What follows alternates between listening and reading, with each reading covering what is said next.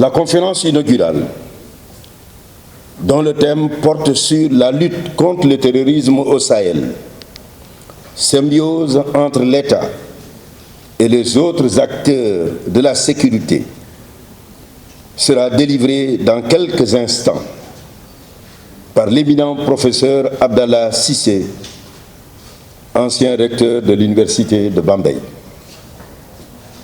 Ce thème illustre bien le contexte actuel, où les enjeux sécuritaires constituent des défis pour le monde, le continent africain et la sous-région ouest-africaine.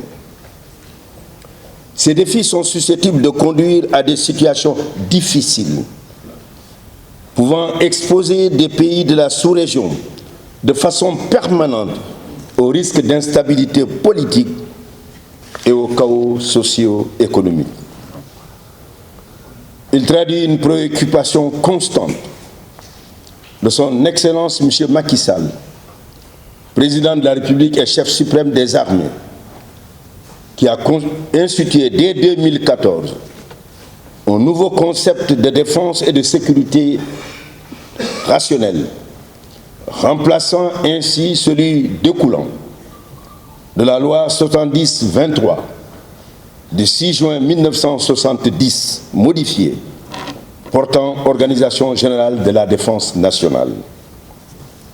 En effet, le concept de défense et de sécurité nationale de 1970, conçu pour faire face à des menaces classiques, était devenu inadapté au contexte sécuritaire actuel très changeant, au nouvel environnement géostratégique et à la multiplication des menaces devenues asymétriques. Sous ce rapport, le chef de l'État a fait passer le concept de défense et de sécurité d'une approche exclusivement centrée sur la sécurité du territoire national à une approche holistique et multidimensionnelle axée sur une organisation institutionnelle mettant en synergie les différents acteurs intervenant dans les différents domaines de la défense et de la sécurité et vise ainsi à assurer la plénitude de la sécurité humaine de nos populations. Face à cette violence complexe et évolutive, les États réalisent que la seule réponse militaire est insuffisante et qu'une solution plus globale et plus inclusive constitue une nécessité absolue.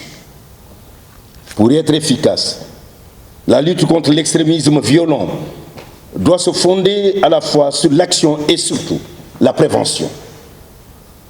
Par un diagnostic lucide des causes socio-culturelles, économiques et politiques de la violence. Elle doit viser l'inclusion par un dialogue multi-acteurs devant aboutir à une sécurité multidimensionnelle de l'être humain et de la société dans son intégralité. Les réponses que nous devons apporter aux questions sécuritaires actuelles vont donc au-delà des seules actions des forces de défense et de sécurité, requièrent des ressources humaines bien préparées aux nouveaux défis.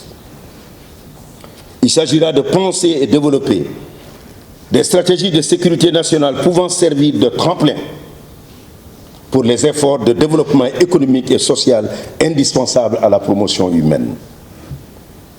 C'est toute la raison d'être des programmes Master Sécurité nationale et Master Défense, Sécurité et Paix. Cet effort d'approfondissement des connaissances dans la défense et la sécurité concerne aussi les aspects économiques et sociaux.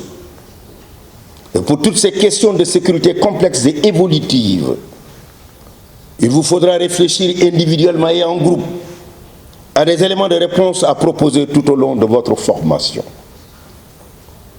Durant les 10 prochains mois, plusieurs conférenciers, parmi lesquels des autorités civiles et militaires, des experts reconnus, des théoriciens et des acteurs du terrain seront invités à s'exprimer devant vous. Leurs différentes analyses vous permettront d'appréhender les grandes problématiques de la défense et de la sécurité.